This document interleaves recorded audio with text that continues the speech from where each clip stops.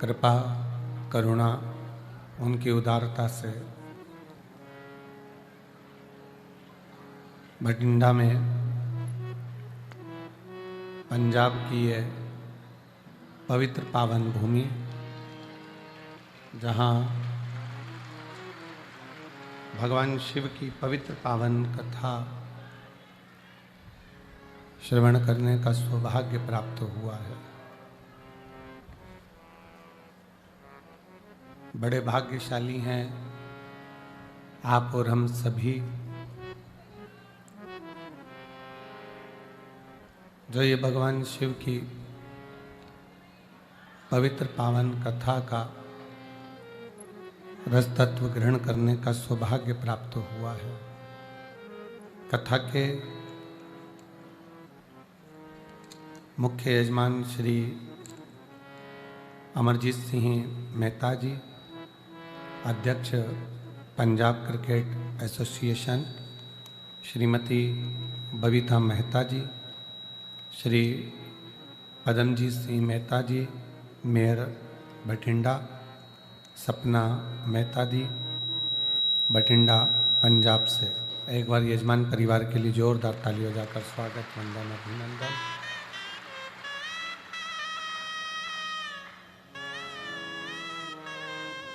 भगवान देवाधिदेव महादेव की यह पवित्र पावन कथा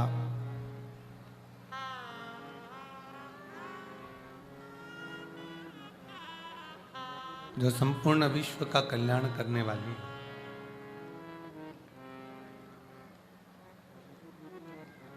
जिसको श्रवण करने के लिए आप और हम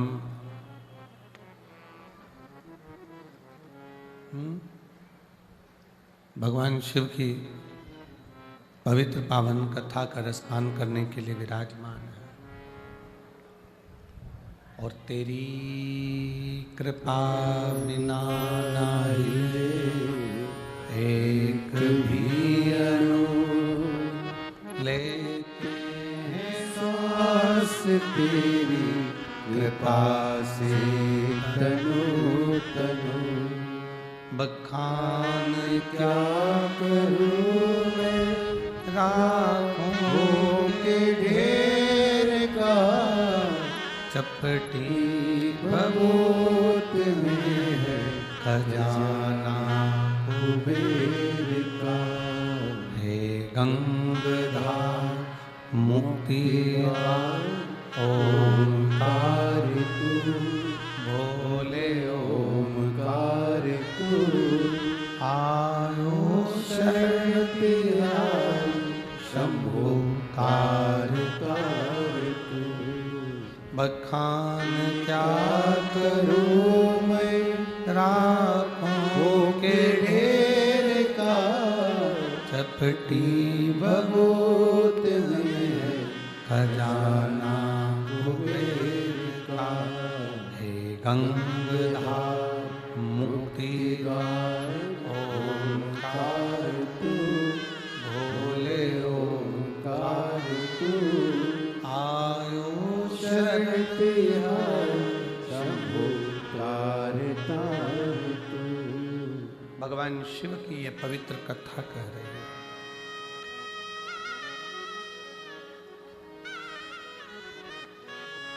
जिससे संपूर्ण विश्व में जन्म लेने वाला, चाहे वो मानव हो, पशु हो, पक्षी हो,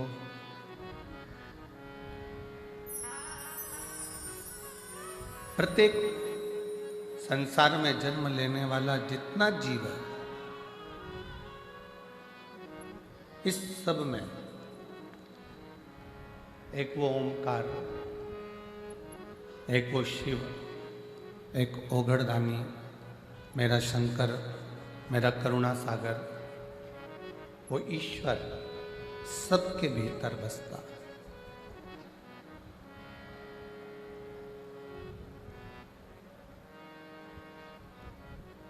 चाहे वो संसार में जन्म लेने वाला पशु हो,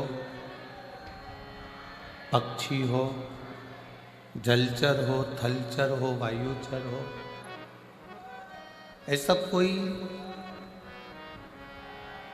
संसार में जन्म नहीं लिया जिसके अंदर मेरा शिव ना बसता, एक ओंकार ना बसता।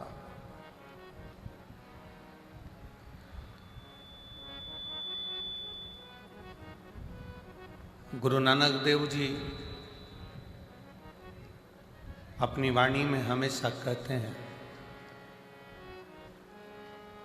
कि जिस समय पर आप अरदास करने के लिए बैठो,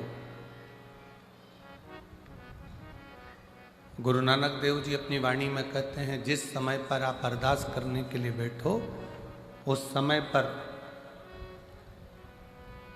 केवल अपने लिए ही नहीं, गुरु नानक देव जी कहते हैं कि संपूर्ण विश्व के कल्याण के लिए और जो संसार में जन्मा है उसके लिए भी अरदास किया करो। उसके लिए भी अरदास करना चाहिए, उसके लिए भी प्रार्थना करना चाहिए,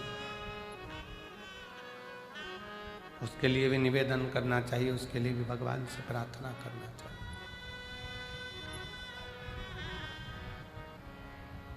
एक मृत्यु लोक में जन्म ले लेना, संसार सागर में आ जाना, पृथ्वी पर जन्म ले लेना एक सरल विषय। आपने कोई पूर्व का कोई पुण्य करा होगा, कोई सत्कर्म करा होगा, कोई अच्छा कर्म करा होगा, तो मृत्यु लोक में आपका जन्म आ गया।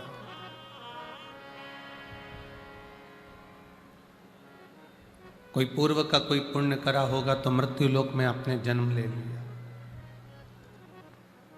और यदि मृत्यु लोक में जन्म मिल भी गया और आप शरीर से पूर्ण हैं, जो भगवान ने आपको नेत्र दिए हैं, श्रवण दिए हैं, वाणी दी है, हाथ दिए हैं, पांव दिए हैं, सारी इंद्रियां जो भगवान ने प्रदान करी है, शरीर का जो अंग प्रदान करा है, यदि वो प्राप्त अच्छे से हुआ है और उसको प्राप्त करने के बाद यदि आप भगवान की अविरल भक्ति में डूबे हुए हो, किसी संत, किसी सद्गुरु, किसी भक्ति के अंतर्गत अगर आप प्रवेश करे हुए हो, तो समझ लेना कि मानव जीवन में सबसे अच्छा कर्म आपने कोई करा होगा जो सनातन धर्म की ओर, भगवत भजन की ओर और अविरल भक्ति की ओर।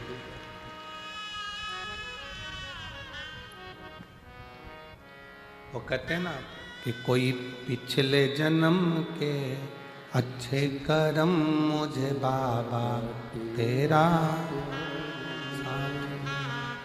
कोई पिछले जन्म के अच्छे कर्म मुझे बाबा तेरा,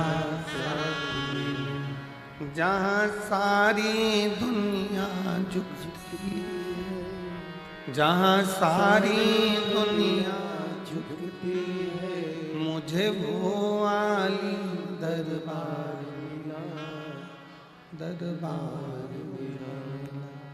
कोई पिछले जन्म के अच्छे कर्म मुझे बाबा तेरा,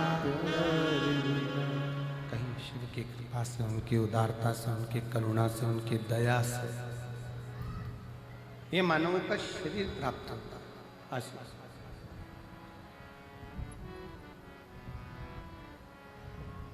पूर्व का कोई पुण्य होगा, कोई अच्छा कर्म होगा, कोई पूर्व का कोई सत्कर्म होगा, जो ये मानव का शरीर हमको मिला, आपको मिला। और यदि मानव का शरीर आपको और हमको मिला है भगवत भजन करने के लिए, स्मरण करने के लिए, संकीर्तन करने के लिए,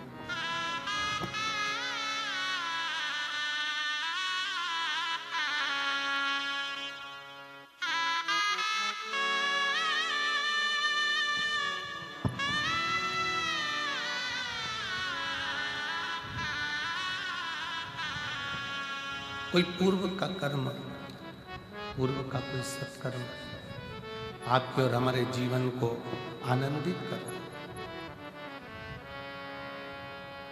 बठिंडा की इस पवित्र धरा पर ये दूसरी बार कथा श्रवण करने का सौभाग्य मिला है।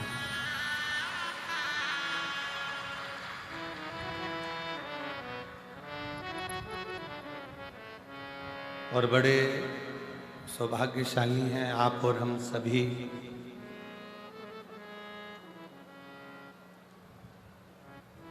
कि भगवान शिव की अविरल भक्ति को धारण करने के लिए आप और हम यहाँ पर विराजमान हैं।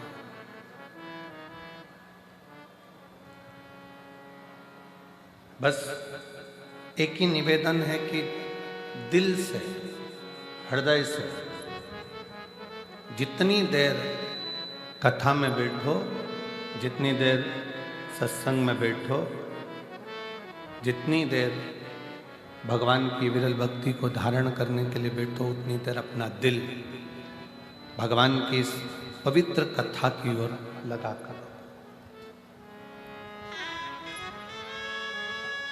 इंद्रियां थोड़ी चंचल है और इंद्रियों की चंचलता के कारण भगवान की भक्ति नहीं हो पाती।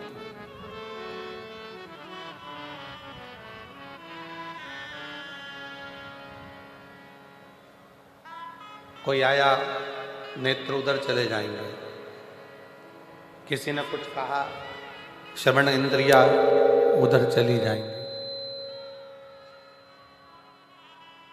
और इन 5 कर्मेंद्री, 5 ज्ञानेंद्री और 1 मन, ये 11 इंद्रियों में सर्वप्रथम चंचल है ये मन रूपी इंद्र।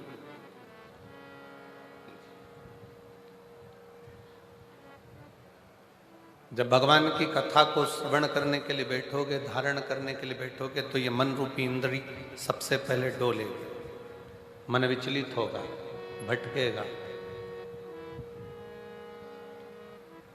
तब शिव कथा कहती है कि इस मन को केंद्रित कर शिव तक लेकर आना पड़ेगा।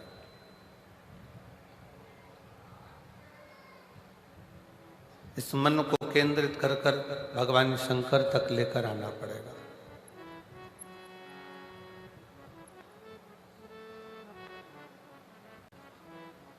और जितना सहजता के साथ में, सरलता के साथ में और नम्रता के साथ में आप इस कथा के रस तत्व को ग्रहण करोगे। जैसे एक बहुत बड़ी बात संत कहते हैं कि जंगल में आग लगी है,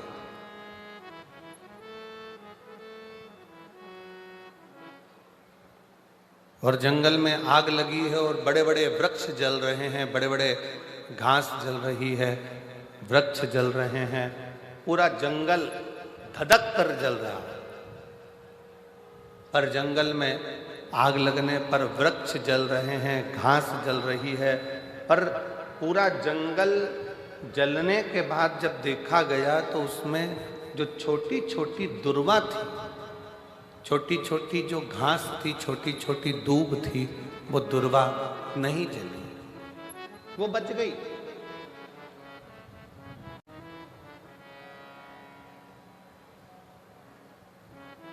बड़े वृक्ष जल गए, बड़ी बड़ी घासें जल गई, पर छोटी छोटी दुर्वा, छोटी छोटी दूब वो बच गई, क्योंकि वो दबी की दबी रह गई। थोड़ा सा पानी गिरा, वो दुर्वा फिर उछल, फिर बढ़ना प्रारंभ कर दी। शिव महापुराण की कथा कहती है कि भगवान की कथा में, गुरु की शरण में, परमात्मा की शरण में, ईश्वर की शरण में, संत की शरण में, परमात्मा की कथा में जब भी पहुंचो, उस समय पर बड़े बनकर नहीं, छोटे बनकर जाओगे तो गुरु और संत और शिव की कृपा की दृष्टि से फिर बढ़ते चले जाओगे।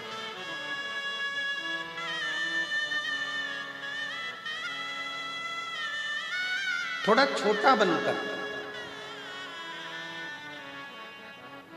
एक बड़ा सुंदर प्रसंग पहले भी कथा में कहा है, आज फिर कहते हैं कि एक विशाल नदी है, बहुत बड़ी नदी, उसको अभिमान आ गया।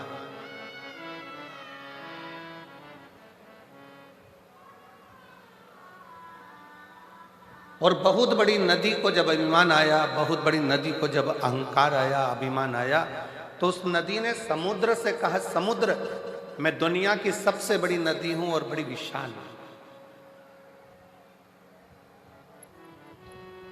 अगर तुझको मुझसे कुछ चाहिए तो बोल।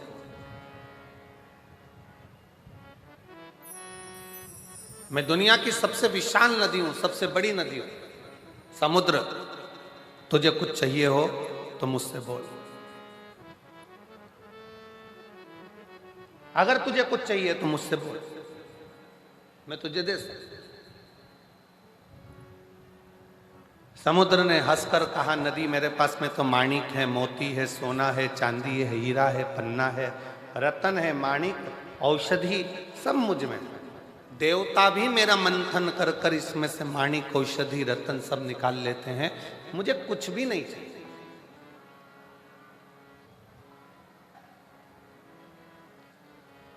कुछ तो मांग ले समुद्र। समुद्र कहता है मुझे कुछ नहीं चाहिए, मुझे चाहिए ही नहीं। नदी ने फिर बार बार कहा कि समुद्र कुछ तो मांग, समुद्र कुछ तो मांग, समुद्र कुछ तो मांग।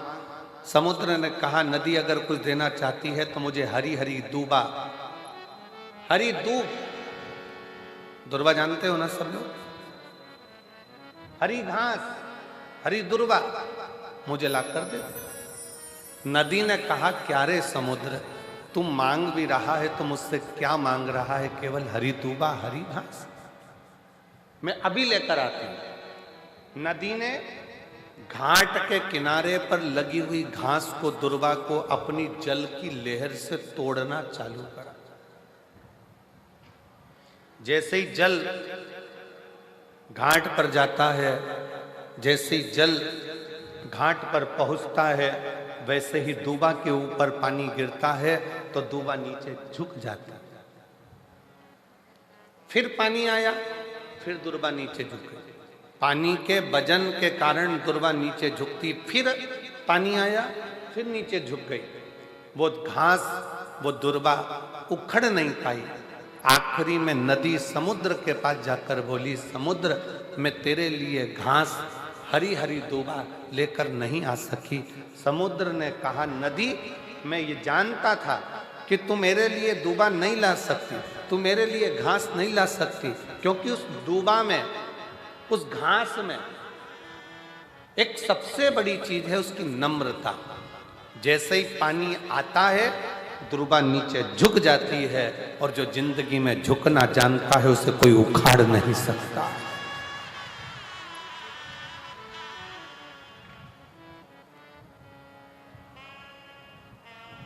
जो झुकना जानता है उसे कोई उखाड़ नहीं सकता।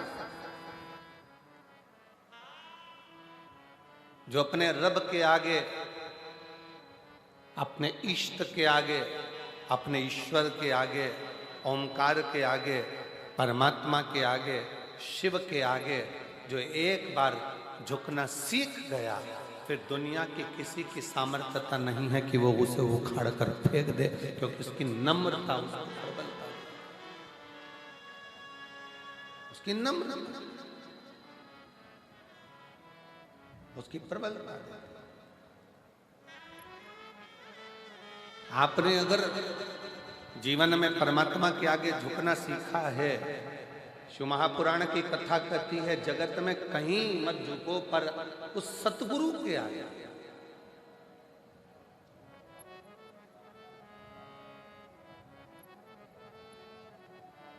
उस परमात्मा के आगे।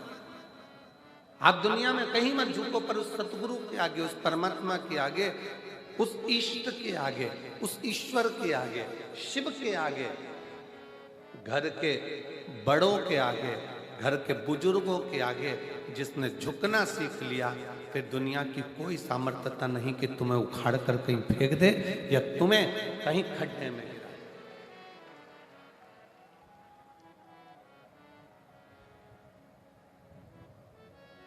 और मैंने तेरे ही भरोसे बाबा तेरे ही भरोसे हवा बिच उड़ती जावांगी, बाबा डोर हटो छठी कटी जावांगी, बोले मैं तेरी पतन शंभू मैं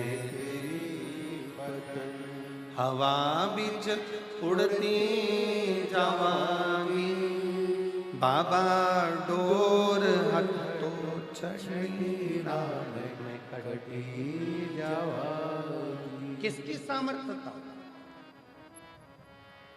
शिव महापुराण की कथा में एक कथा आती है देवराज नाम के ब्राह्मण की।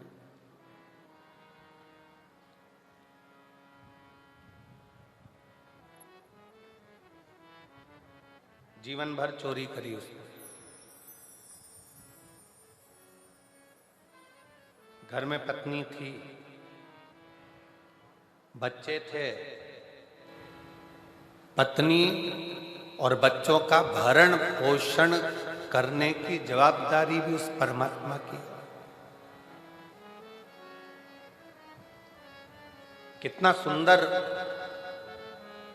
शिव पुराण में एक बात आती है कि एक बार माता पार्वती जी ने शिव जी से पूछ लिया था, क्या घर में बहुत गरीब कोई व्यक्ति है, बहुत गरीबड़ा है, उसके पास में कुछ भी नहीं, अपने बच्चों का पालन कर रहा है, अपने परिवार को पाल रहा है, अपने परिवार को लेके चल रहा है, और उस गरीबड़े व्यक्ति के पास में कुछ भी नहीं है,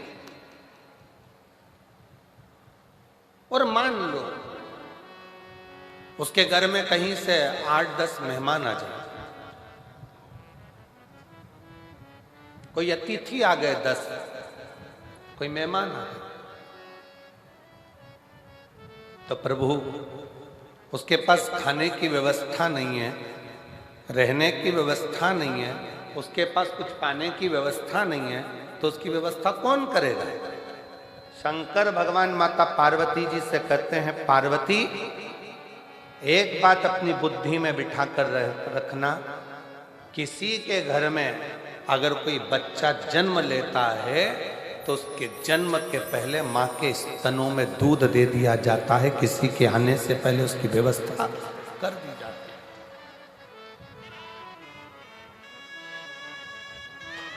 बच्चे ने जन्म नहीं लिया, बच्चा जन्म नहीं लिया, पर माँ के स्तनों में दूध दे दिया गया कि बच्चा आएगा तो पिएगा क्या, पेट कैसे भराएगा, उधर की तृप्ति कैसे होगी। ये दुनिया के लोगों को लगता है अगर मैं दुकान पर नहीं जाऊंगा ना तो दुकान नहीं चले, मत जा, खोल कर देख, चले।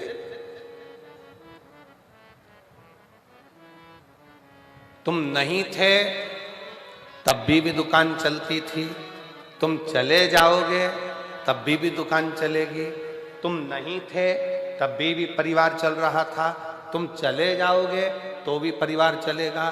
तो अहंकार की जिंदगी से दूर हटकर ये सोचो कि हमारी दुकान चलाने वाला भी वो रब है और हमारे घर को परिवार को चलाने वाला भी वो शिव है, कोई दूसरा नहीं चला रहा।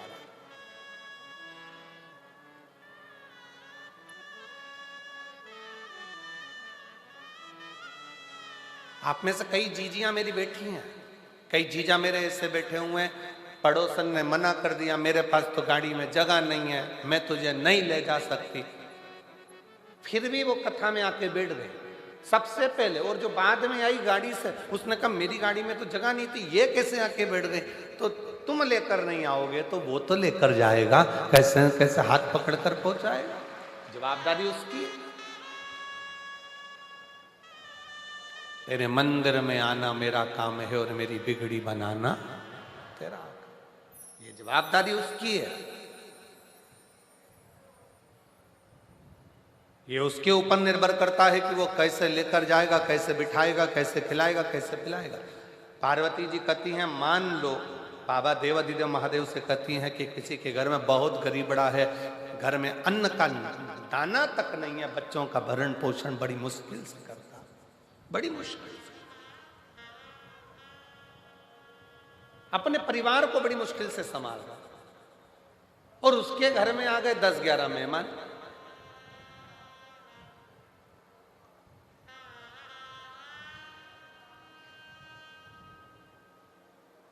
उसके घर में 10-11 मेहमान आकर बैठ गए, उनको खिलाएगा कौन? शिव जी कहते हैं, पार्वती पहले बात तो याद रख, किसी के घर में अगर मेहमान आते हैं तो वो केवल मनुष्य नहीं होता, वो मेहमान केवल मानव नहीं है। किसी के घर में अगर मेहमान आते हैं तो वो उसका कल्याण करने के लिए स्वयं संत और परमात्मा किसी के दरवाजे पर पहुंचते हैं। एक कथा गुरु नानक देव जी की हमने पहले कही थी कि बाले के साथ में जाते जाते एक बुढ़िया के झोपड़े को देखा।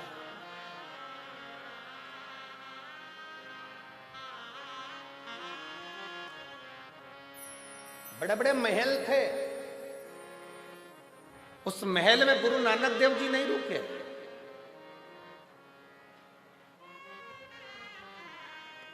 गुरु नानक देव जी रुके तो एक झोपड़े में रुके, एक बुढ़िया के झोपड़े में, एक बूढ़ी मां के झोपड़े में। पूछो हमको कुछ पवा देंगी? जाओ जरा बात करो। बूढ़ी मां खुश होकर बोली, मेरे पास में जो होगा मैं आपको दूंगी, आप रहो मेरे झोपड़े।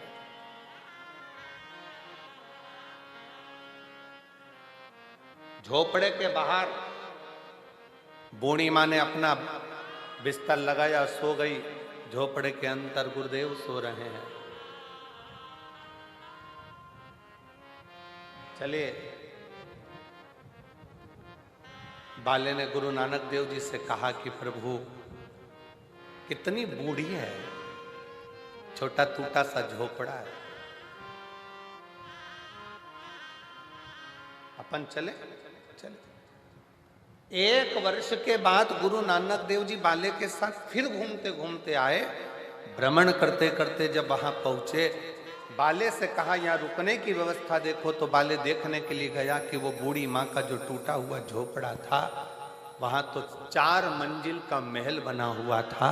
बाले ने गुरु नानक देव जी से कहा कि गुरुदेव, वो बूढ़ी माँ तो बहुत भिक्षुक सी थी, जिसके पास में खाने के निवाले नहीं थे, अन्न का दाना नहीं था, सोने के लिए पलंग नहीं था, हमको अंदर सुलाकर खुद बाहर जाकर सो गई थी। उसका ये 4 मंजिल का झोपड़ा महल कैसे बन गया 4 मंजिल का? गुरु नानक देव जी ने कहा, कभी भी अतिथि नहीं रहता। अतिथि देवो, अतिथि नहीं है। अतिथि नहीं है, स्वयं शिव है, स्वयं शंकर है, स्वयं ईश्वर है, स्वयं भगवान।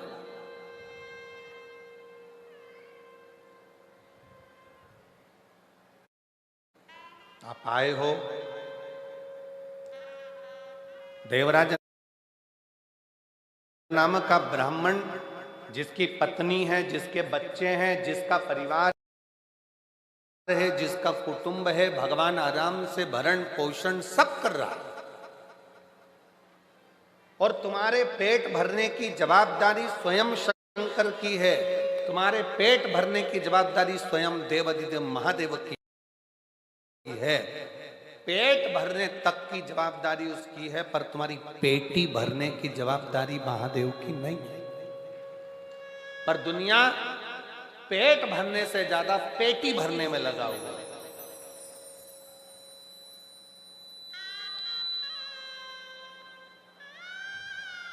पेट भरने से ज्यादा उसकी जवाबदारी पेटी भरने की हो गई। मेरे बेटे के लिए मकान बना लूंगा, मेरे बेटे के लिए ये कर लूंगा, मेरी बेटी के लिए ये कर लूंगा, मेरे देवर के लिए ये कर लूंगी, मेरे जेठानी के लिए ये कर लूंगी, मेरे भाई के लिए वो कर दूंगा, मेरे बंधु के लिए वो कर दूंगा। अगर शिव महापुराण की कथा कहती है, तुम्हें वैभव मिले, तुम्हें कुर्सी मिले, तुम्हें पद मिले, तुम्हें प्रतिष्ठा मिले, तुम्हें यश मिले, तुम्हें धन मिले, तो शिव महापुराण की कथा कहती है सबसे पहला काम करना अपनी जिंदगी में कि किसी गरीब की आंखों में आंसू मत देखना, बस इतनी कृपा शिव तत्व कहती है। बन सके किसी के लिए काम आ सको तो आई।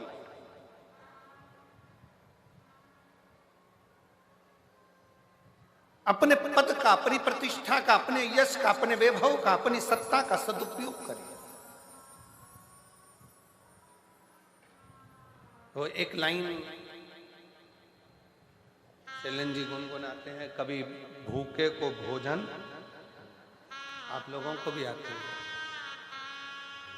कभी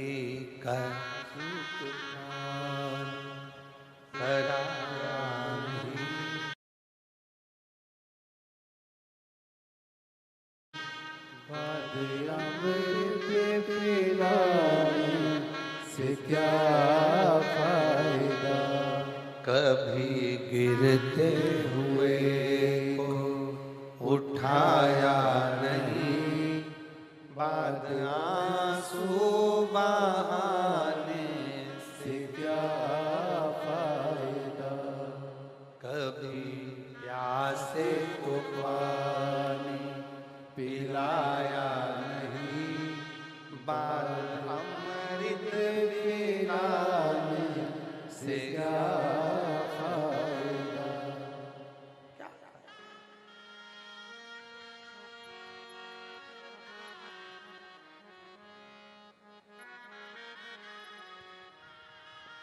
मैं तो मंदिर गया पूजा की, पूजा करते हुए ख्याल आ गया।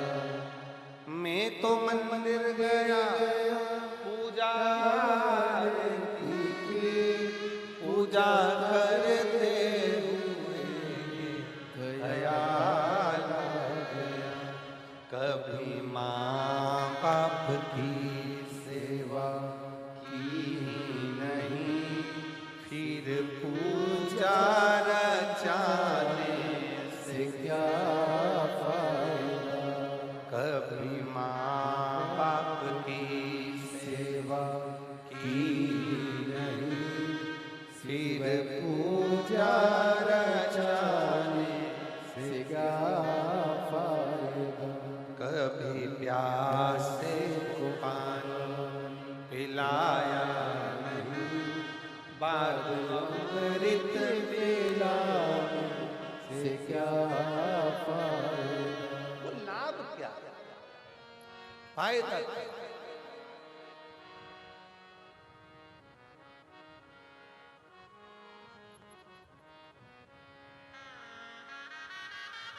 भगवान ने दिया अगर वैभव, भगवान ने दिया अगर सत्ता, भगवान ने अगर दिया है धन प्रतिष्ठा, तो उसका सदुपयोग करिए, अच्छा करिए। देवराज नाम का ब्राह्मण पत्नी थी, तब तक उसको चोरी करने की जरूरत नहीं पड़ी। पुत्र था, चोरी करने की जरूरत नहीं पड़ी। बेटी थी, चोरी करने की जरूरत नहीं पड़ी। देवराज ने चोरी करना कब प्रारंभ करी? जब एक पर स्त्री का संग हो गया। पर स्त्री का संग। देवराज अपने मित्रों के साथ जा रहा था, ठिठोली करता हुआ, हंसता हुआ, गुनगुनाता हुआ अपने मित्रों के साथ जा रहा था, और एक स्त्री ने उसको देखा। वो स्त्री नहीं,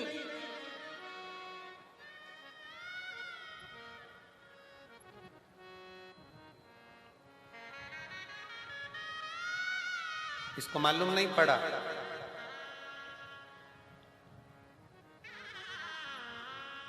कि एक साधारण सी स्त्री नहीं है।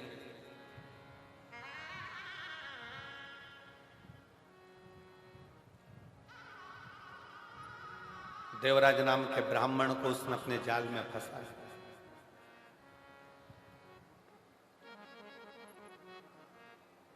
काया की आसक्ति मीठी वाणी की आसक्ति, नयनों की आसक्ति, उसके स्वरूप की आसक्ति देवराज को खींच ली।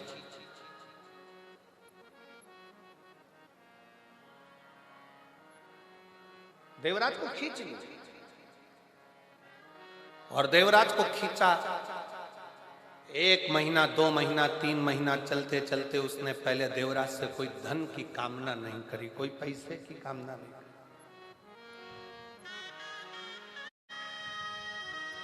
पर स्त्री का संग,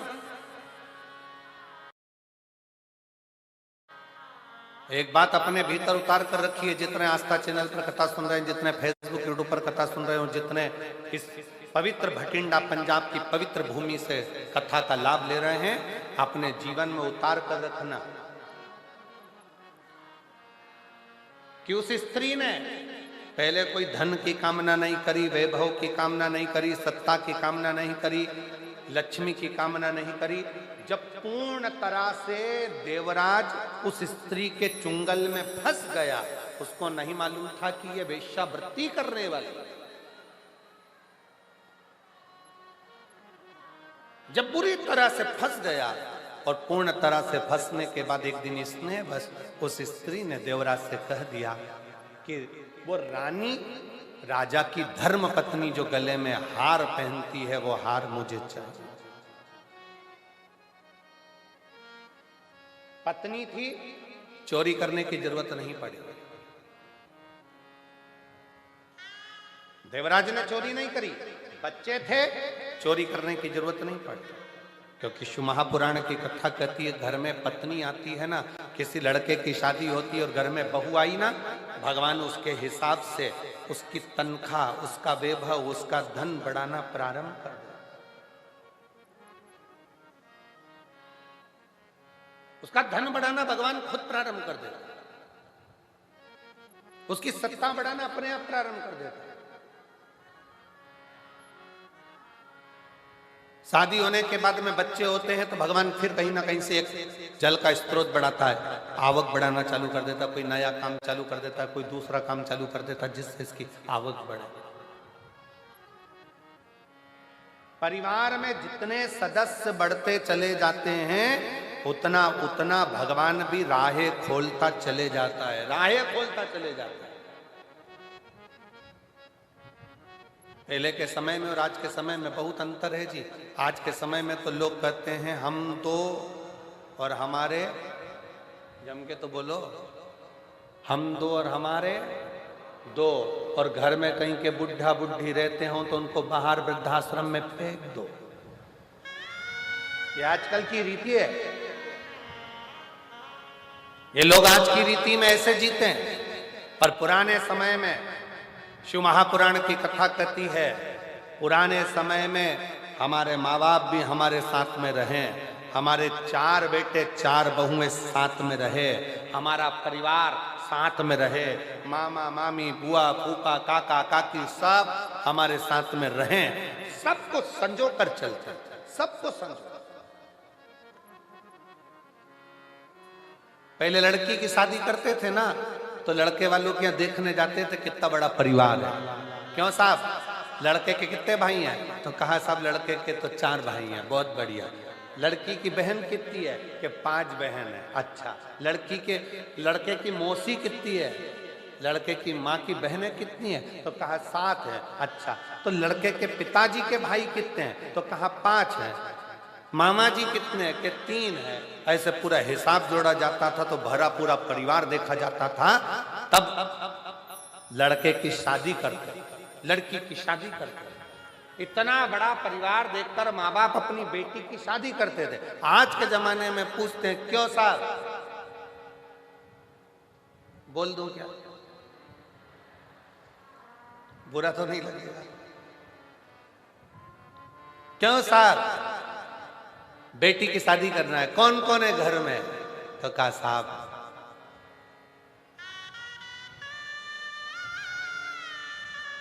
लड़के की माँ तो नहीं है, बाप है और 2 बहन है, लड़का है।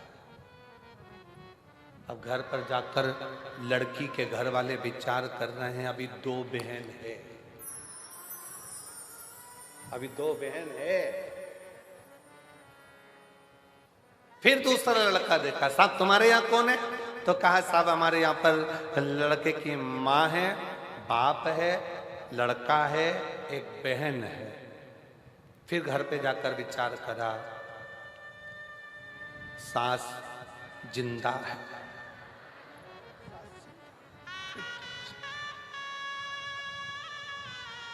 फिर कोई लड़का देखा, पूछा साहब लड़की की शादी कौन कौन है तुम्हारे घर में बेटा? लड़का बोला माँ को गए बहुत समय हो गया, मेरी बहन भाई कोई नहीं है, पिताजी हैं और मैं हूँ, और पिताजी भी भटिंडा में रहते हैं और मैं दिल्ली में रहता हूँ।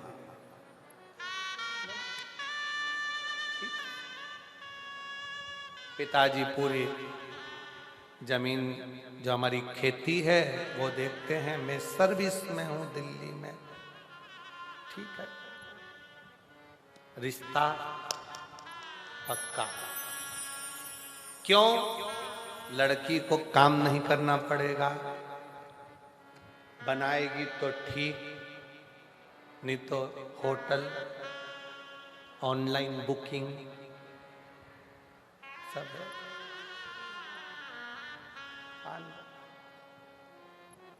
बड़ा धीरे धीरे धीरे धीरे करते करते परिवार इतना छोटा हो गया, इतना छोटा हो गया।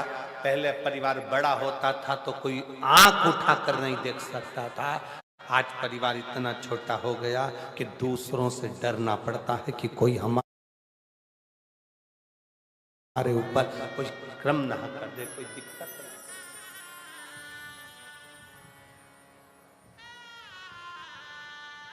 और हम फिर निवेदन करते हैं, हम 2 हमारे 6, क्योंकि हमारे यहाँ की पुरानी रीति है, हमारे भारत की भूमि की पुरानी रीति है। मेरी जीजियां जब बाजार से कोई सामान खरीदने जाती थी तो एक सामान तो लेके आती नहीं थी, पूरा सेट की सेट लाती थी। थाली कितनी एक लेकर आती थी क्या? थाली जम के बोलो कितनी? 6।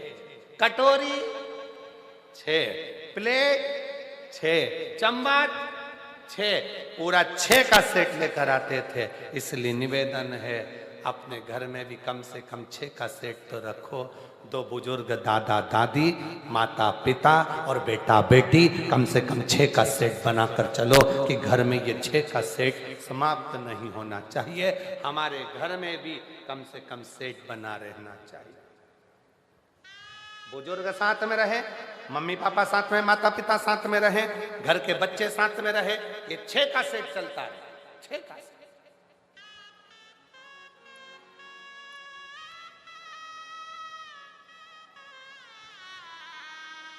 सेठ में कमी हो जाए, घर की दादी के मान लो बहुत बुजुर्ग हो गई थी, प्राण चले गए, तो फिर सेठ को बढ़ाने का प्रयास करो। पोते की शादी करना है, सेठ कम पड़ गया, एक थाली कम दिख रही है, बहू लेकर आ जाओ। फिर सेठ गड़बड़ हो जाए, दादाजी बुजुर्ग हो गए थे, चले गए, तो बहू से कहो बेटा पोते का मुंह देखना है, सेठ बढ़ा। फिर 6 का सेठ।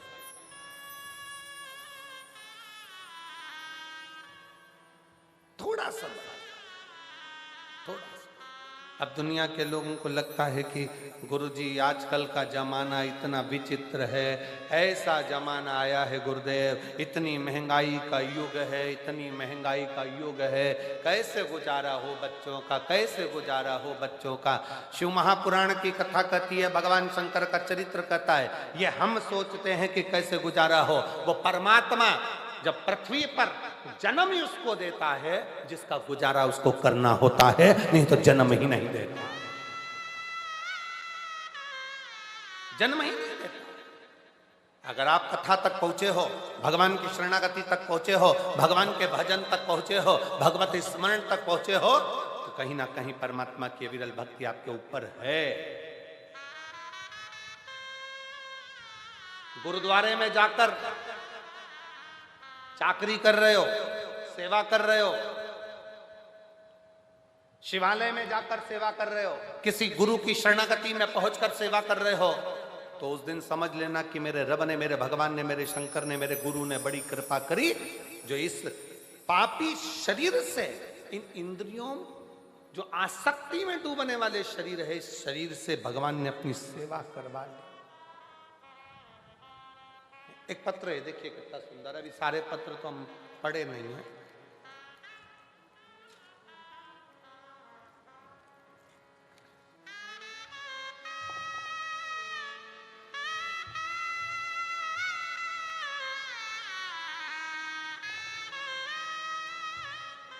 उमा, मेरा नाम उमा मोर, लुधियाना से आई हैं। कहीं बैठी हो उमा जी? लुधियाना से हैं। आप ही हैं? आ जाओ, एक बेलपत्र लेकर जाना, आ जाइए। मैं उमा और लुधियाना से आई हूँ। मेरा मोबाइल नंबर ये है। पत्र एलईडी पर दिख रहा, आस्था चैनल पर एलईडी पर आप अपना पत्र पढ़ सकते हैं। जिस पत्र को ये यहाँ से सुनाया जा रहा है वो आप एलईडी पर देख सकते हैं। उमा मोर, लुधियाना से आई हूँ। मेरा मोबाइल नंबर ये है। आपकी कथा 2019 से सुन रही हूँ। मैं आपके कहने अनुसार रोज मंदिर जाती हूँ, शिवजी पर 1 लोटा जल समर्पित करती हूँ, बेलपत्र चढ़ाती हूँ और रोज चढ़ी हुई बेलपत्र को जल पीकर उसको खा लेती हूँ। 30 साल से मधुमेह की बीमारी थी। 30 साल हो गए थे दवाइयां लेते लेते, पर वो बीमारी समाप्त नहीं हो रही थी। तब बाबा से प्रार्थना कर कर इतनी ज्यादा तकलीफ बढ़ गई थी कि आखिरी में शिवजी के मंदिर जाना, जल चढ़ाना और बेलपत्र खाना प्रारंभ करा। आज बाबा की कृपा से पूर्ण तरह से स्वस्थ हूं, दवाई की जरूरत नहीं और बीमारी खत्म है। मैं बाबा को प्रणाम करने के लिए आई हूं और बाबा को धन्यवाद देती हूं। शिव की कृपा किसको? शंकर की उदार तक। एक पत्र और बड़ा सुंदर आया, देखिए।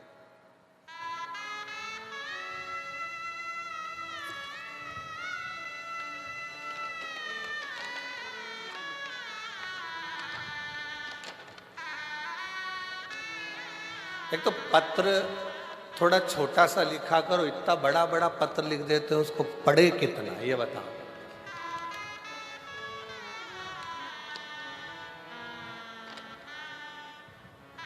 राजकुमार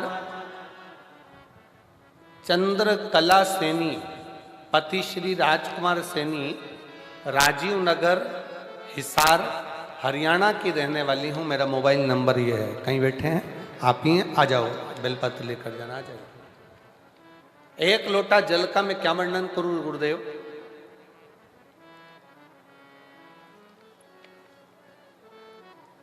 शरीर में कष्ट था, तब परिवार के नजदीक के लोग सीहोर जा रहे थे, उज्जैन जा रहे थे, तो हम भी बाबा से प्रार्थना करने वहां पहुंच गए। वहां से रुद्राक्ष लेकर आए, गलाकर उसको पीना चालू करा और बाबा की कृपा से स्वास्थ्य ठीक हुआ। पर गुरुदेव, एक निवेदन और करना चाहती हूँ। हमने कभी जिंदगी में सोचा नहीं था कि मेरे 2 बच्चे हैं, दोनों की नौकरी क्या सरकारी में लग सकती है, ये हमने कभी विचार नहीं करा था। गुरुदेव, हम कंकर शंकर की भूमि पर पहुंचे, बाबा का कंकर शंकर पूजन करा, रुद्राक्ष लिया, बाबा से विनती कर कर आए, बाबा दुनिया के लोग कुछ भी कहें पर मेरे बच्चे 2 हैं और दोनों का जॉब लग जाए, बस इतनी कृपा करना। बच्चों से कहा अपनी मेहनत को 4 गुना बढ़ाओ, जब भी एग्जाम देने के लिए जाओ तो 4 गुनी मेहनत कर कर, रात दिन एक कर कर फिर शिव जी पे जल चढ़ा कर जाना। आज मैं बाबा को धन्यवाद देने के लिए आई हूँ। मेरा बड़ा बेटा HDFC बैंक में और छोटा बेटा VLD पशु का सरकारी डॉक्टर बन गया है और बाबा की कृपा से दोनों बेटे सरकारी नौकरी में लग गए हैं। मैं बाबा को प्रणाम करने के लिए आया हूं। शिव शिव है, शंकर शंकर, और मैंने तेरे ही भरोसे बाबा तेरे ही भरोसे हवा बिच उड़ती जावांगी बाबा डोर छड़ी रामन कटी जावागी भोले मैं तेरी वतन शंभु में तेरी वतन हवा बिच उड़ती जावागी बाबा डोर हतो छड़ी रामन कटी जावागी भोले मैं तेरी वतन शंभु मैं तेरी वतन हवा विच उड़ती जावागी उमा जी गौर लुधियाना से एक बार जोरदार ताली बजाएं साथ में।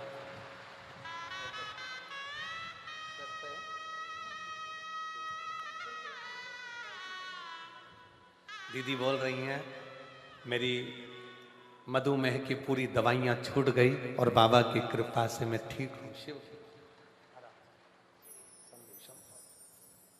शिव शिव एक विश्वास एक भरोसा।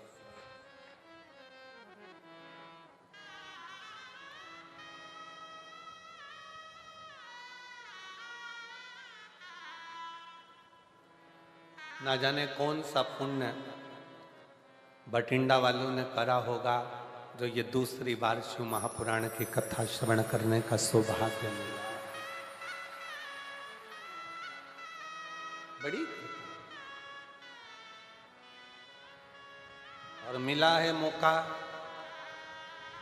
मैं पूरे बठिंडा वासियों से और आसपास के रहवासियों से निवेदन करूंगा, ये योग ये संजोग छोड़ो नहीं। जितना समय मिले उतना शिव की शरण में जाकर भगवान की यह विरल कथा का रसपान करो, शिव तत्व श्रवण करो।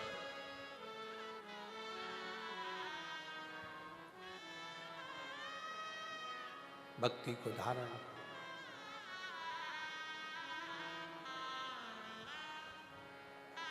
उसने जन्म दिया है, पेट भरने की जवाबदारी उसकी है, उसकी।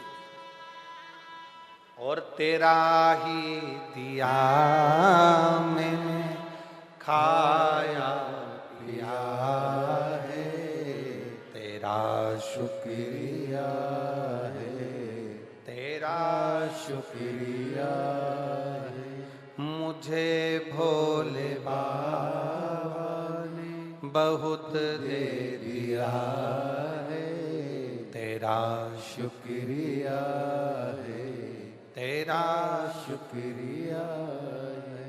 ये जायदाद दी है, औलाद दी है, मुसीबत में हर वक्त इमदाद दी है, तेरा ही दिया मैंने खाया पिया है, तेरा शुक्रिया है, तेरा शुक्रिया है। शिव कथा कर रही है, भगवान शंकर का चरित्र का,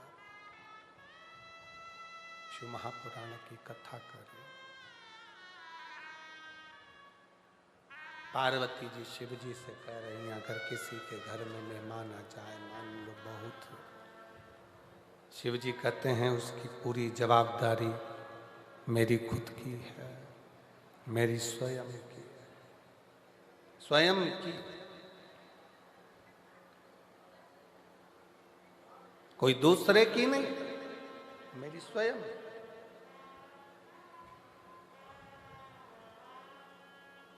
देवराज ब्राह्मण की धर्म पत्नी है, देवराज ब्राह्मण के बच्चे हैं, परिवार है, उसका पेट भरने की जवाबदारी उस परमात्मा की।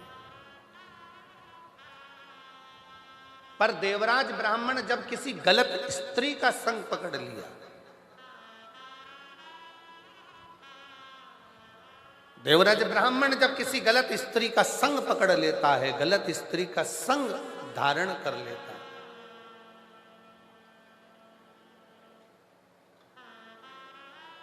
तब वो स्त्री पहले तो कुछ नहीं बोली, पर बाद में जब वो देख लेती है कि अब मुझे धन की जरूरत है, तब वो देवराज ब्राह्मण से कहती है जाओ और जो रानी के गले में हार पड़ा हुआ है वो रानी के गले का हार मुझे ला कर दो।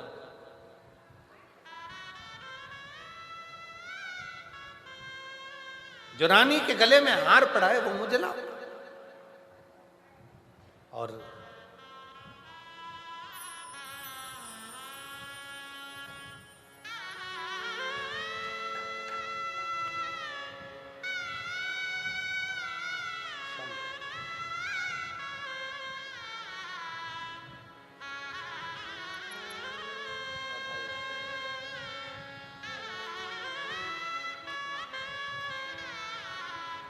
दोनों बच्चों का सरकारी नौकरी लगा है, एक बार जोरदार ताली बजाकर स्वागत करें।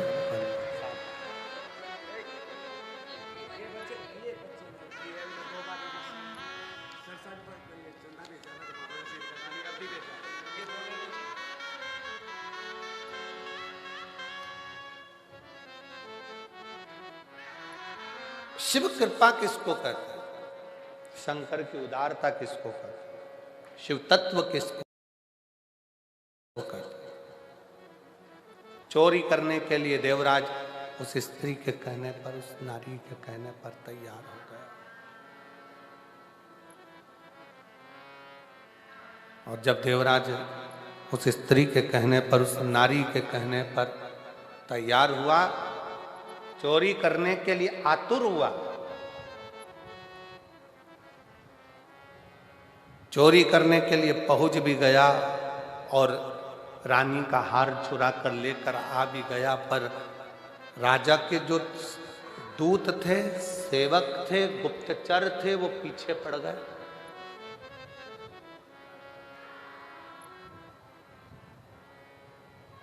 उन्होंने पीछा पकड़ लिया। भाग तक कहां जाए, छुपने का स्थान नहीं मिला, शरीर में ताप पड़ने लगा, बुखार आने लगा। तब वो देवराज ब्राह्मण शंकर के मंदिर में प्रवेश कर गए, शिवालय में, शिव के मंदिर में। और शरीर में ताप पड़ रहा था तो छुप कर बैठ गया। शिव कथा चल रही थी। थोड़ी थोड़ी देर में महाराज जी चिल्ला कर कह रहे थे, हर हर महादेव। इसको बड़ा कछोटपन उत्पन्न हो रहा था, क्रोध आ रहा था, बड़ा।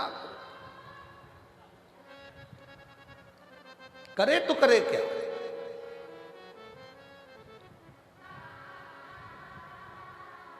अंदर से बड़ा कछोट आ जा रहा था। मंदिर से चोरी का सामान लेकर बाहर निकला। एक बेलपत्र के वृक्ष के छांव में उसके प्राण छूट गए। और बहुत सावधानी से ध्यान रखना, तुम्हारे भरण पोषण की जवाबदारी उसकी है, पत्नी के भरण पोषण की जवाबदारी उसकी है, बच्चों के भरण पोषण की जवाबदारी उसकी है। पर व्यक्ति जब सही राह पर चलता है उसकी जवाबदारी परमात्मा लेता है, पर वो जब गलत राह पर निकल जाता है, किसी गलत स्त्री के संग में, झूठ में, प्रपंच में, गलत संगत में, गलत विचारों में जब वो पढ़ना चालू हो जाता है तो फिर वो अपनी जवाबदारी बंद कर देता है।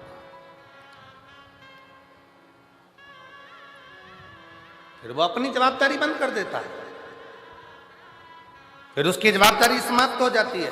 वो कह देता है मेरे संगत में रहेगा, मेरे साथ में रहेगा, तो बात मेरे साथ में। आप ध्यान रखिए, जरा विचार करिएगा, जरा अपने स्मरण में लीजिएगा। जब आप 10 लोग एक साथ मिलकर कहीं जाते हो और 10 लोगों ने विचार कर लिया कि अपन को इस होटल में ठहरना है, यहाँ ये खाना खाना है, यहाँ पर रहना है, चाय पीना है, व्यवस्था करना है, ऐसा करना है, वैसा करना है, वो 10 एक साथ संगत के साथ में मिलकर चलोगे तो सुख पाओगे। संगत से हट गए और उसके बाद फिर कहीं जा रहे हो तो उसमें उसकी जवाबदारी नहीं।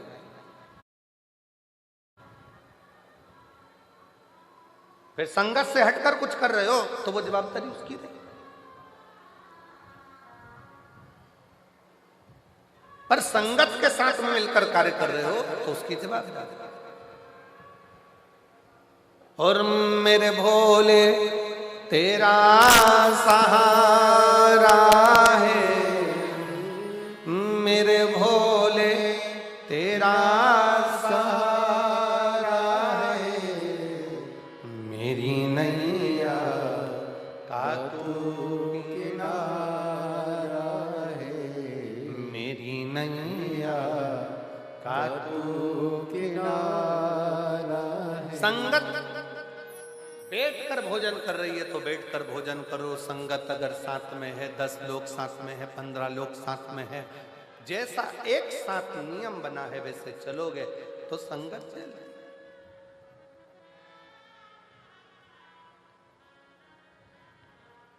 एक पैसे वाला व्यक्ति मरता है ना, बहुत धन वाला व्यक्ति मरता है तो उसके मरने के बाद एक सभा होती है जिसको कौन सी सभा कहते हैं? शोक सभा।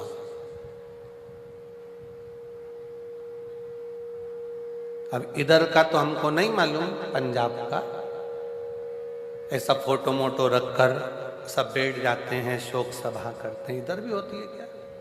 अरे जम के तो बोलो, आवाज नहीं आ रही है, बोलो जरा।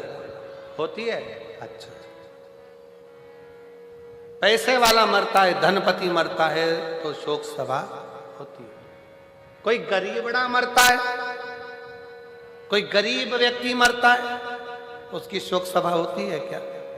नहीं होती, क्योंकि उसके इतने शोकी नहीं होते कि उसकी सभा करी जाए।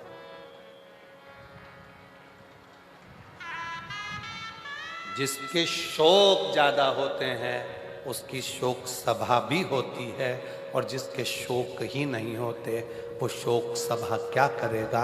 वो तो थोड़ी देर बैठकर गुरुवाणी को श्रवण कर लेता है, सत्संग कर लेता है, भगवान की भक्ति कर लेता है, राम नाम, कृष्ण नाम, शिव नाम को जप लेता है और अपनी जिंदगी का आनंद पा लेता है।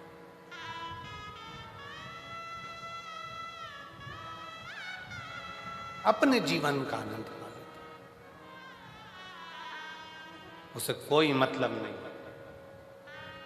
जिसके शोक ज्यादा है, व्यसनों में डूबा हुआ है, वैश्यावृत्ति में डूबा हुआ है, मदिरा पान में डूबा हुआ है, नशे में धुत है, गलत कार्य में डूबा हुआ है, गलत विचारों में डूबा हुआ है, गलत सोच में डूबा हुआ है, और जिसके कोई गलत ना संगत है, ना विचार है, ना शोक है, वो तो अपनी मस्ती में मस्त होकर भगवान की अविरल भक्ति को धारण कर रहा है। उसको क्या?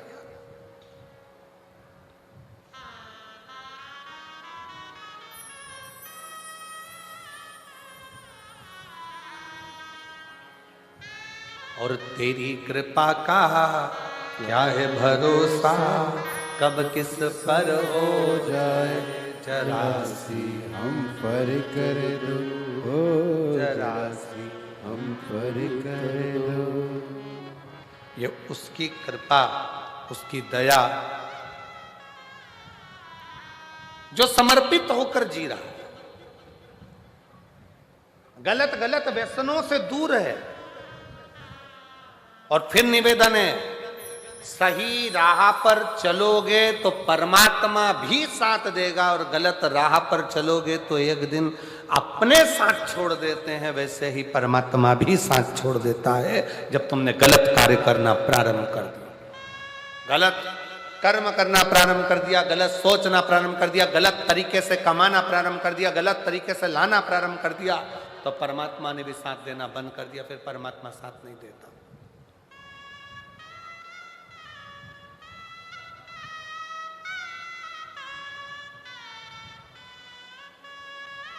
फिर परमात्मा साथ।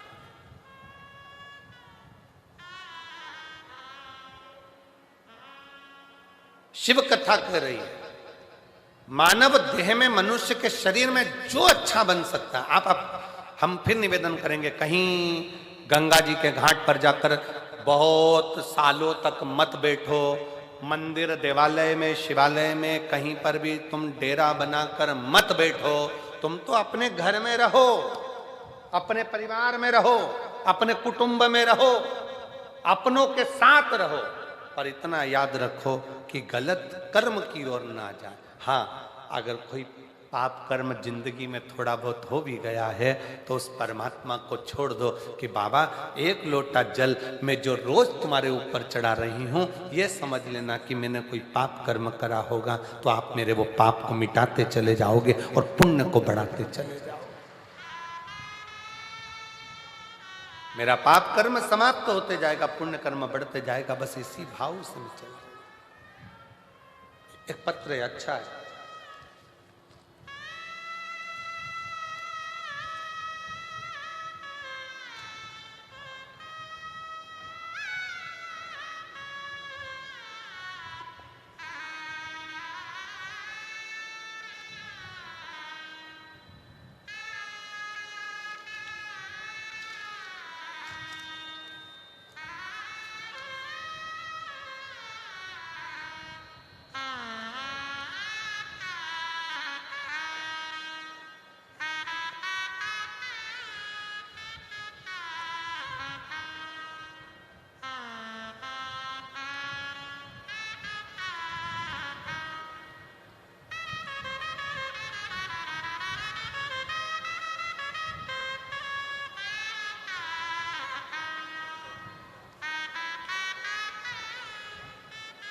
गांव बापोड़ा, जिला भिवानी। मेरे पति का नाम महावीर और मेरा नाम बबीता है। कहीं बैठी हो तो हाथ हिला सकती हैं। कहीं बैठे हैं? आ जाइए, आ जाइए, आ जाओ, आ जाओ। गुरुजी 2022 से दुख चालू हुआ, ऐसी तकलीफें आना चालू हुई कि बर्बादी होना निश्चित है। हमें आपकी कथा के बारे में नहीं मालूम था। तब किसी एक बहन के कहने पर आपकी कथा सुनना प्रारंभ करी। शिवजी के मंदिर में एक लोटा जल शंकर को चढ़ाना प्रारंभ करा और सुमिरन करना प्रारंभ करा। शिव को भजे, एक लोटा जल चढ़ाए और कुछ नहीं। गुरुदेव बच्चादानी में रसोली हो गई, गांठ हो गई, डॉक्टर ने ऑपरेशन का कह दिया। साथ में बच्चों का विवाह नहीं हो रहा, जो धन था वो किसी ने हड़प लिया। इतनी तकलीफों के साथ में कैसे जीवन जी, कुछ भी हाथ में नहीं था। तब 2022 पूरा निकल गया। तब 2023 में किसी के कहने पर कथा प्रारंभ करी। हमने सुना है कि पंडाल में बैठकर कथा सुनने का क्या लाभ होता है, तो कोई मुझसे पूछे कि पंडाल में बैठकर कथा श्रवण करने का क्या फल है। ये मेरी बाबा से मैंने विनती करी थी। मेरी गर्भ की गांठ, बच्चेदानी की गठान समाप्त हो जाएगी, मेरे दोनों बच्चों का विवाह हो जाएगा और बच्चों का काम धंधा लग जाएगा। 8 कथा सुनूंगी। आज बाबा की कृपा से आपको दोनों बच्चों का विवाह हो गया। ये छोटे बच्चे का विवाह भी हो रहा है, रसोली गांठ भी समाप्त हो गई और बाबा का गया हुआ मेरा सारा धन भी आ गया। ये कथा आज 8वीं पूरी हो रही है पंजाब के भटिंडा में। पंजाब भटिंडा में मेरी 8वीं कथा आज पूरी हो रही है और बाबा ने मुझे सब कुछ दे दिया जो मुझे चाहिए। शिव शिव है, शंकर शंकर, और निमंत्रण पत्रिका भी दी है। अब दे तो दी और इन सबको सुना दी और सब आ गए तो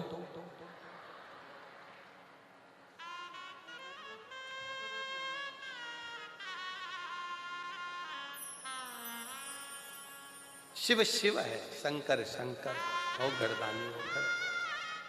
आप किस भरोसे पर शिव महापुराण की कथा कर रही है, भगवान शंकर का चरित्र कर रहा है, आपका विश्वास कितना दृढ़ है, आपका भरोसा कितना दृढ़ है?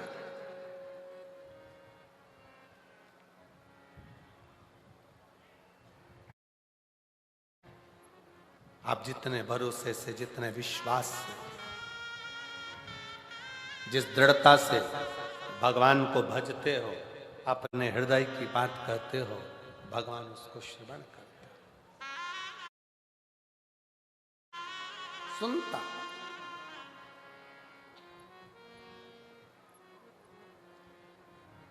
तेरे दरबार की बाबा निराली शान तेरी, तेरे दरबार की बाबा निराली शान तेरी है। तुझे देते नहीं देखा, पर झोली भरी देखी है। तुझे देते नहीं देखा, पर झोली भरी देखी है। मुख दुनिया मोड़ेगी बाबा, तू मुखड़ा ना मोड़े। मेरी लगी परी तीनों बाबा, तू वे ना दौड़ी। मैनू लगी परी तीनों बाबा, तू वे ना दौड़ी। मुख दुनिया मोड़ेगी बाबा, तू मुखड़ा ना मोड़। शिव के प्रति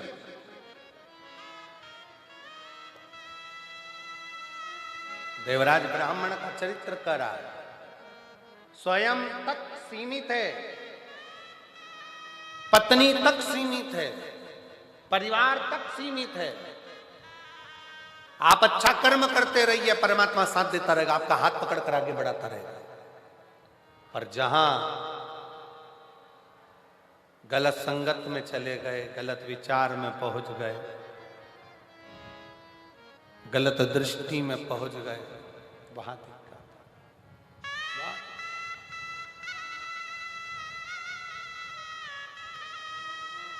और हुआ वही वही वही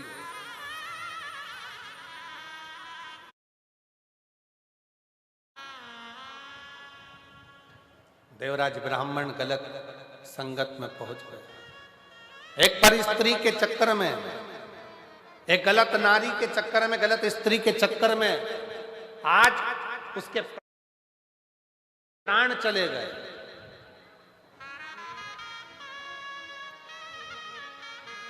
गलत स्त्री के चक्कर में आज उसका प्राण चले गए।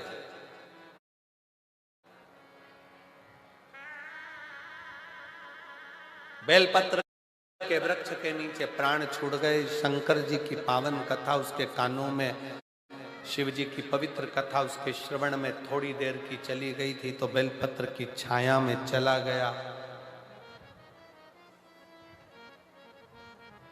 अच्छा देखो, देवराज की कथा एक बात बहुत अच्छी कह रही है, थोड़ा ध्यान लगाएंगे तो आपके स्मरण में आएगा कि देवराज ने, भले उसने चोरी करी, गलत काम किया, पर मरने से पहले शंकर के मंदिर में बैठकर 2 क्षण की शिव पुराण की कथा सुन ली और बेलपत्र की छांव में उसके प्राण चले गए। ये अच्छा कर।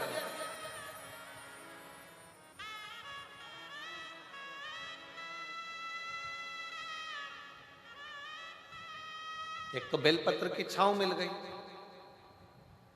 दूसरा मरने से पहले शंकर भगवान की कथा मिल गई, आज शिव की कथा मिल गई। ये कितनी बड़ी कृपा, कितनी दया।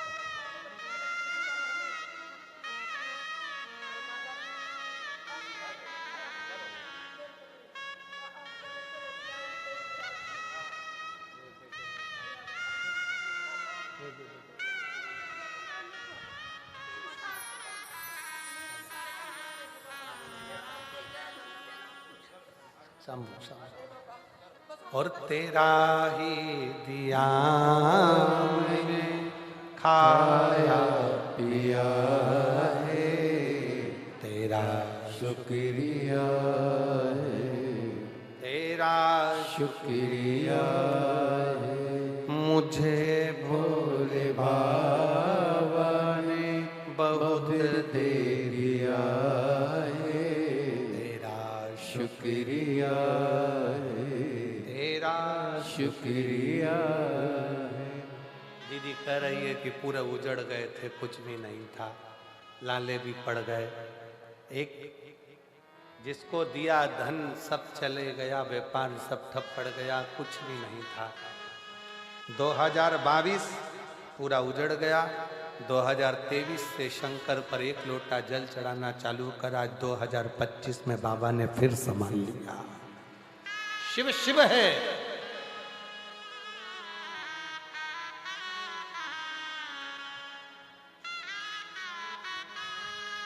शंकर शंकर है, ओघड़दानी ओघड़दानी। इसीलिए निवेदन है, शिव के सिवा कहीं दिल ना लगाना। का भाव बड़े प्रेम से, आनंद से बाबा को अपने दिल की बात कहिए, हृदय से प्रार्थना करिए, निवेदन करिए। यही अरदास करने के लिए, यही प्रार्थना करने के लिए बाबा देवद्र महादेव के द्वार सभी शिव भक्त बड़े भाव से आते हैं। दिल से बाबा को प्रार्थना करिए, निवेदन करिए, विनय करिए। जहाँ जगह मिले वहाँ बैठकर भाव से बाबा को अपने मन का भाव करिए। जिनको आता है वो साथ में बोलेंगे, प्रार्थना करें।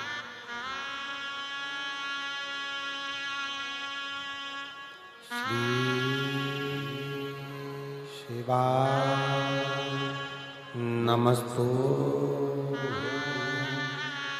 श्री शिवाय नमस्तु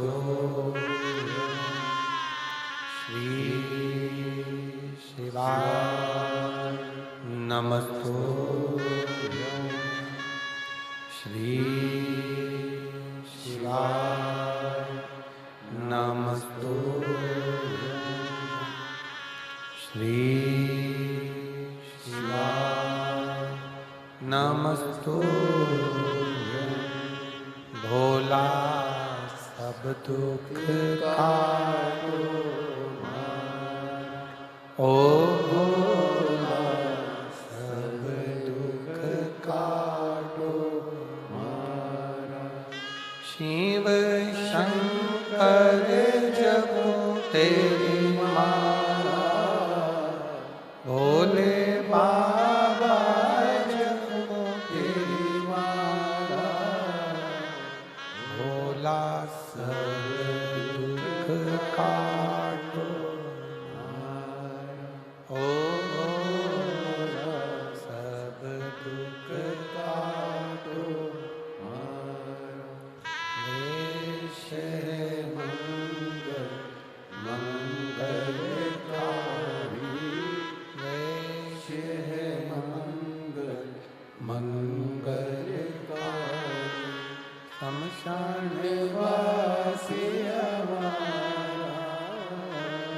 शमशान वासी हमारा, ओ भोला सब दुख काटो हमारा।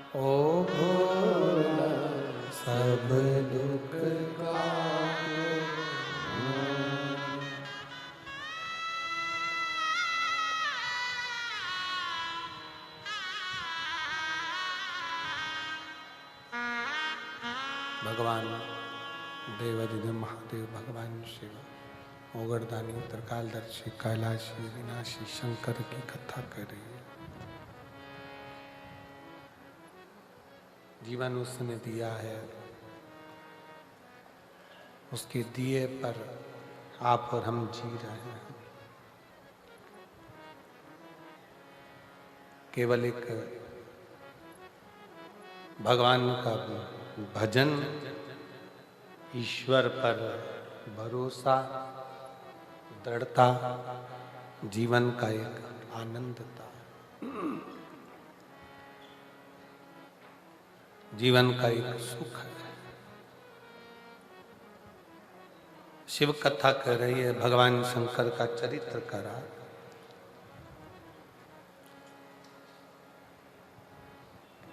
भगवान देवाधिदेव महादेव का चरित्र करा है कि ऐसा संसार में कोई नहीं जन्मा जिसके प्राण नहीं जाएंगे। जाएंगे, मरना सबको, पर निवेदन केवल इतना है कि मरने से पहले जैसे देवराज शंकर के मंदिर में पहुंच गया तो परमात्मा के धाम पहुंच गया, नहीं तो था तो पापी, चोरी भी करता था, गलत काम भी कर रहा था, व्यसन में भी डूब गया था, गलत संगत में भी चला गया।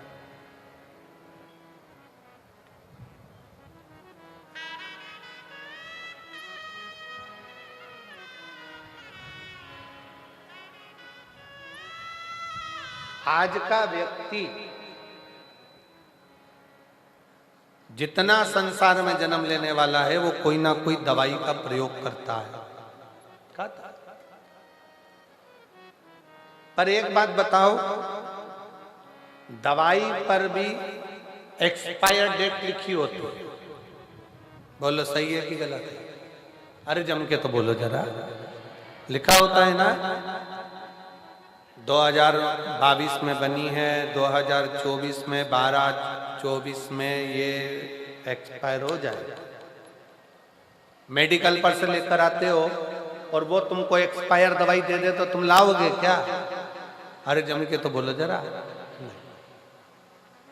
उसका कोई मोल तत्व ही नहीं, उसका कोई महत्व ही नहीं, उसको लाकर करोगे। मतलब जो दवाई आपको जिंदगी देती है वो दवाई भी एक दिन मर जाती है, वो दवाई भी एक्सपायर हो जाती है।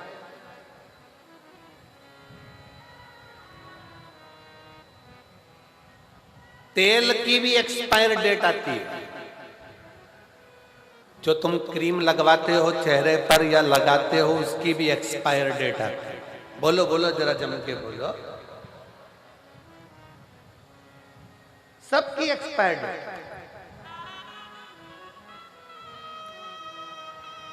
फ्रिज खरीद कर लाए, उसकी भी गारंटी कार्ड आया है, 1 साल तक की जवाबदारी हमारी, उसके बाद एक्सपायर हुआ तो हमारी गई। हर चीज की। एक दवाई भी अगर खा रहे हो, दवाई भी ला रहे हो, छोटी सी पानी की बोतल खरीद कर लाए हो, पीने का पानी का बोतल लेकर बैठे हो, उस पे भी लिखा हुआ एक्सपायर डेट।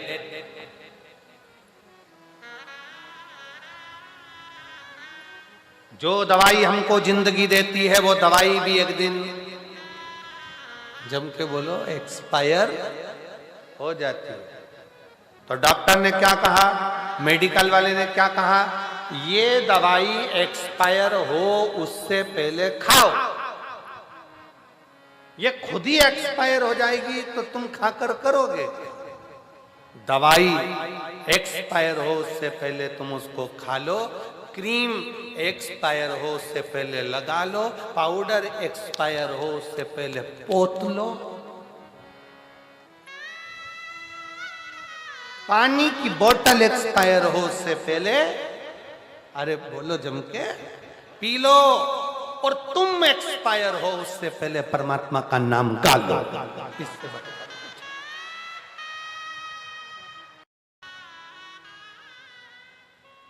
सबकी तारीख आखिरी है, आती है, लिखा है बस अंतर इतना है, बोतल पे लिखी होती है, दवाई पर लिखी होती है, क्रीम पर लिखी होती है, सामान पर लिखी होती है, पर मनुष्य को नहीं मालूम कि उसकी एक्सपायर डेट कब की है।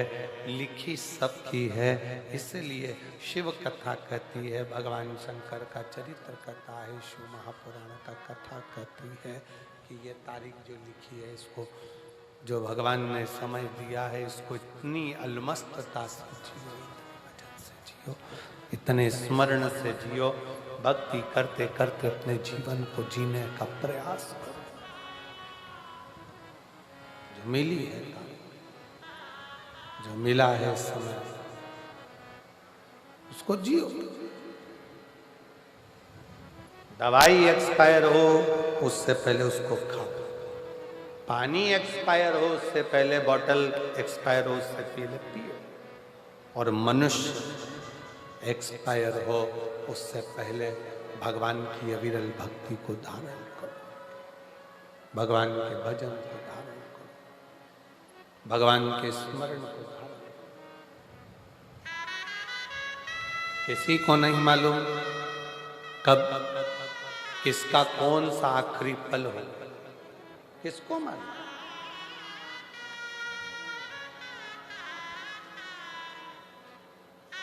मेरे भगवान भोलेनाथ से, मेरे भगवान से, शिव से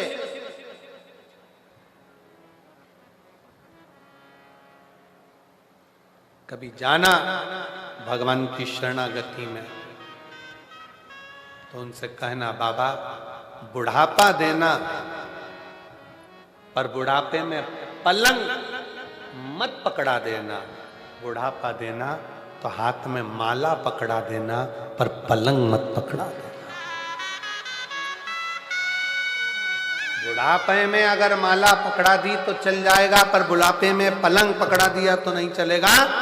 बुढ़ापे में अगर पलंग पकड़ा दिया तो ना मैं चल सकती, ना फिर सकती, दूसरे के मोहताज होकर जिंदगी जीती हूँ। मेरे बाबा, मेरे शंभू, मेरे शंकर, अगर बुढ़ापा देना तो हाथ में माला पकड़ा देना, पर पलंग मत पकड़ा। माला पकड़ाओगे तो एक दिन मैं तेरी शरण में चली जाऊंगी और मेरा जीवन स्वर्गमय हो जाएगा। अगर पलंग पकड़ा दिया तो ये स्वर्ग नहीं है, ये जीवन नरक है। जिनको पलंग पर पकड़ा हुआ देखते हो, पलंग पर तड़पता हुआ देखते हो, आईसीयू में पड़े हैं, वेंटिलेटर पर पड़े हैं, मौत भी, बड़ी बीमारियां शरीर में हो जाती है और वो मौत को मांगते हैं, भगवान अब तो उठा ले, भगवान अब तो उठा ले, पर भगवान भी नहीं उठाता। जरा विचार करिएगा, भगवान से प्रार्थना करना कि बुढ़ापे में मुझे पलंग नहीं माला पकड़ाना, पलंग पकड़ाऊंगा, पकड़ाओगे तो मैं तेरे दरवाजे नहीं आ सकता, पर माला पकड़ाओगे तो ऐसी भटिंडा में कथा सुनता रहूंगा और तेरी भजन को करता, तेरी भक्ति को धारण करता रहूंगा, तेरे भजन को गाता रहूंगा, तेरा स्मरण करता। शिव कथा कर रही,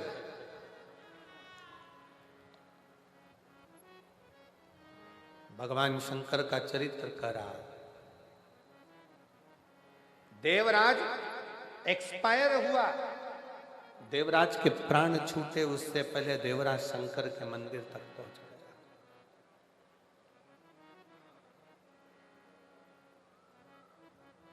जाते रहो शिवालय तक,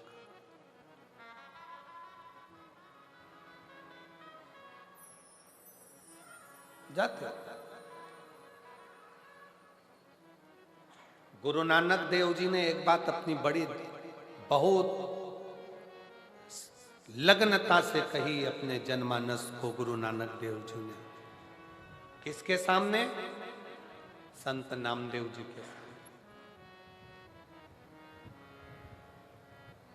संत नामदेव जी के सामने महाराष्ट्र के वो संत नामदेव गुरु नानक देव जी से मिलने के लिए अपना महाराष्ट्र छोड़कर पंजाब में आकर रहे थे। आप लोगों को मालूम कि नहीं मालूम, पर यदि आप अध्ययन करेंगे तो उसमें मिलेगा कि महाराष्ट्र के संत नामदेव जी महाराज अपना महाराष्ट्र छोड़कर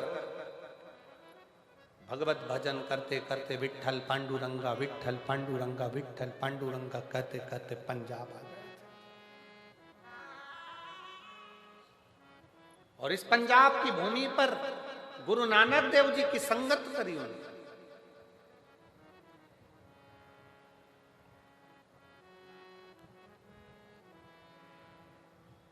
और गुरु नानक देव जी के पास में एक दिन संत नामदेव जी बैठे थे।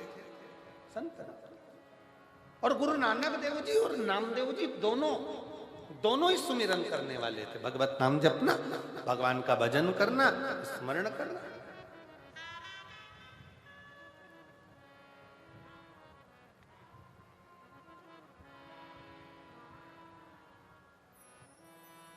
एक दिन गुरु नानक देव जी ने नामदेव जी से कहा, नामदेव, अगर मानव की देह मिली है, गुरु नानक देव जी कहते हैं, नामदेव, अगर मानव का शरीर मिला है, मनुष्य की देह मिली है, तो संसार में आने के बाद भय भी बहुत होता है। भय भी बहुत होता है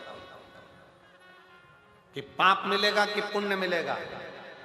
पर गुरु नानक देव जी नामदेव जी से कहते हैं, अगर मनुष्य की देह मिलने के बाद आपका सुमिरन, आपका भजन, आपका स्मरण अगर निश्चित है, तो फिर पाप का आडंबर नहीं, पुण्य की प्रबलता में मनुष्य आगे बढ़ता चलेगा।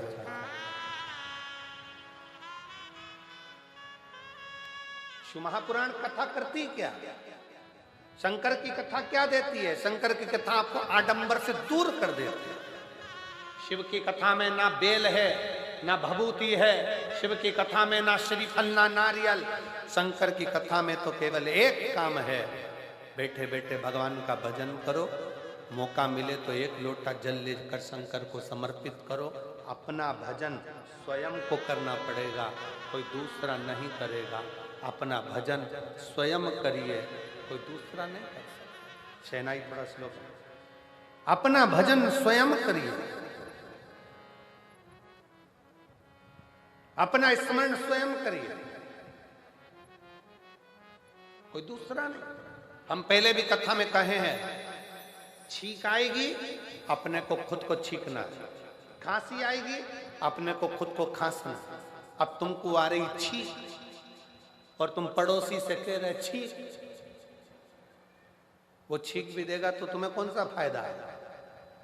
अपने को चल रही खांसी, पत्नी से कह रहे खांस, तो पत्नी खांस भी देगी तो तुम्हें कौन सा फायदा? पेट दुख रहा तुम्हारा, दवाई खिला रहे बेटे को, तुम्हारा कौन सा फायदा? सिर तुम्हारा दुख रहा, टेबलेट तुम्हें खाना थी, खिला रहे पड़ोसी को, तुम्हारा कौन सा फायदा? शिव महापुराण की कथा गुरु नानक देव जी महाराज नामदेव जी से कहते हैं, अपने को पेट दुखा, अपने को दवाई खाना है, अपन ने पाप किया तो अपने को सुमिरन कर कर उसको धो डालना है, भजन कर कर समाप्त कर, कोई दूसरा नहीं करे, स्वयं। मत बुरे कर्म कर बंदे वरना पछताएगा, भगवान की आंखों से तू बच नहीं पाएगा, तू बच नहीं पाएगा। अरे ओ अज्ञानी मत करना, अरे ओ अज्ञानी मत करना, तेरे कर्म का फल भी तू ही पाएगा।